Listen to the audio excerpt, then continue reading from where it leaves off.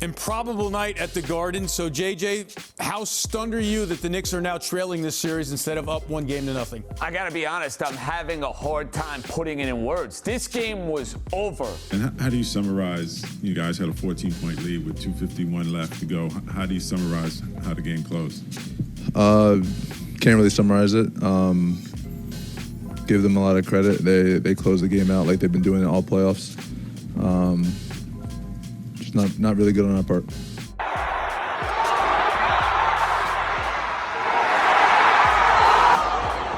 Oh my God!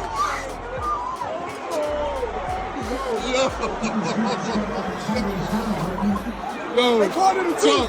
They called it a two. What? They called it a two.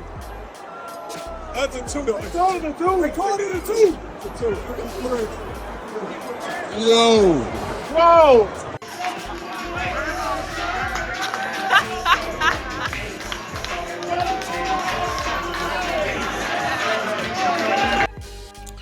As many Knicks fans that watched the game yesterday, and I'm a Knicks fan, I got my Knicks gear on as I had last night while I was watching and having that live watch together party or whatever you might want to call it. I'm still speechless about the game. Knicks played great for 45 minutes of that game. They had it in their pocket. The game was supposed to be won. And then, I don't know what happened. I don't know, man. I watched live the 1995 meltdown when Reggie Miller made up the 6 points in 9 seconds. And I'll be honest with you. This might be worse. This might actually be worse. Up 16 points, I believe. With like 6 minutes remaining. Up 9 points. With 52 seconds remaining, and they lose. Yes, the Pacers got lucky because they got like 7 or 8 straight 3-pointers. But come on, man. This was a really, really bad loss. And I'll be honest with you. I posted on X yesterday that this is the kind of loss that might break a team. I'm not joking here. This might break a team. I mean, don't get me wrong. The Knicks have proven to be resilient after losses and all that other stuff. But this is a game they needed. Now, to be honest with you, we got 3 next games, 1 in New York and 2 in Indiana. Looking at the Indiana Pacers, and they're a good freaking team. Do you think the Knicks have a chance to win 2 straight in Indiana and that 1 in New York? I don't think so. If they could get 2 out of those, at least they get them home court advantage back. And then we back at game 5 in New York.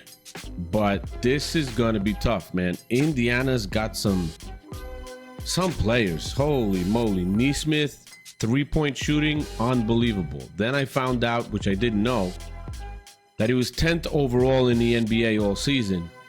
But he was lights out yesterday, like no joke. I think he hit like 6 or 7 straight in the last couple of minutes in the regular in regular time.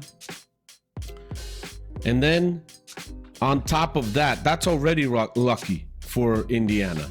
And then on top of that, you look at Halliburton's shot with the ball going all the way up past the shot clock.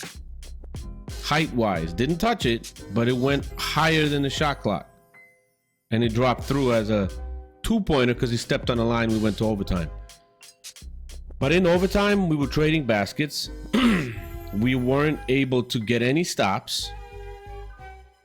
And it was just tough. There was one possession where Obi Toppin drove to the basket and dunked it to get a 3-point lead. He had a putback dunk during the overtime as well. And on that drive to get the 3-point lead, he got fouled, and that wasn't even called. And the Knicks just couldn't make a stop in overtime. Like, not one. They had Robinson out there and stuff like that. They were just they couldn't get it. They couldn't get it done. I haven't looked at the box score completely yet. But you got, man, you look at the Indiana Pacers, Halliburton plus 15 for the game. The guy scored 31 points. 30 points for Nesmith. 17 for Siakam. Nesmith plus 10 for the game. Like, they had a great game. And then Ben Shepherd, 7 minutes plus 14 for the game. I mean, you're looking at Mikal Bridges in New York, minus 15, 16 points. Wasn't really that effective. Plus 9 for Karl Anthony Towns. Yeah, he had a great game. Jalen Brunson, minus 8, 43 points. Man, looking at the Knicks, Karl Anthony Towns and Jalen Brunson scored 78 points together. 78 points, and we lose the freaking game. And we ended up shooting 32.5% from 3 points, 51% from the field. I mean, that's a good shooting night from the field, but 3-pointers, 32.5%. Indiana finishing with 40. We got to defend that 3-point line, man. They can't make the stops. As I'm looking at it, we're a better team. They just got hot at the end, but this was a crushing loss, man. I cannot believe it. I was in such shock yesterday, as thousands of other people were watching that game. It was crazy. And then you see Halliburton doing the choke sign, and you see Reggie Miller pointing at him like this. Man, that was like, you know, people talk about NBA being scripted. You couldn't have scripted better than this to revive this rivalry. Because this has been a great rivalry in the 90s, like unbelievable. And right now, I don't know, it almost looks like the NBA looking at it, the Knicks being a really good team and the Indiana Pacers being a good team. Let's create some freaking drama, right? But then nobody can make those shots for those players. I mean, those shots were just insane. I mean, they can't script making shots. Halliburton shot 7 straight threes by Nesmith. That you can't script that stuff. What, are they moving the rim? No. It's just unbelievable. You couldn't have scripted better to start off this series. And I hope my Knicks get 2 out of the next 3 to at least regain their home court advantage and be tied 2-2 for the game at Madison Square Garden, Game 5. Because then they need to win 5 and 6. I don't want to be in Game 7 with the Pacers. I just don't. Unless we lead them by like 20 with 10 seconds remaining. I don't know. But this was a very, very tough loss to swallow. And I'm not happy about it. I'm very disappointed. It was embarrassing with that big of a lead, and you lose the lead. 16 or 17 points. You lose the lead with 6 minutes left. And then a 9-point lead with 52 seconds left, and you lose that? Like, come on. Jalen Brunson, 1 of 6 from 3. Not good at all. Man, Mitchell Robinson, 8 rebounds, 21 minutes, 1 block, 1 steal. Karl Anthony Towns, 12 rebounds. Karl Anthony Towns, I think, was the best player overall. Looking at the plus minus, Cat was the best player on the team. 9 of 11 free throws, 4 of 8 from 3, 11 of 17. The positive with Cat is that the Pacers are giving him a lot of room to shoot. The Boston Celtics were right up in his chest. They didn't allow him to shoot any threes. And that's it. I mean, I don't know. I still feel we're a better team. Although the Pacers have surprised me. I did not think they're as good as this.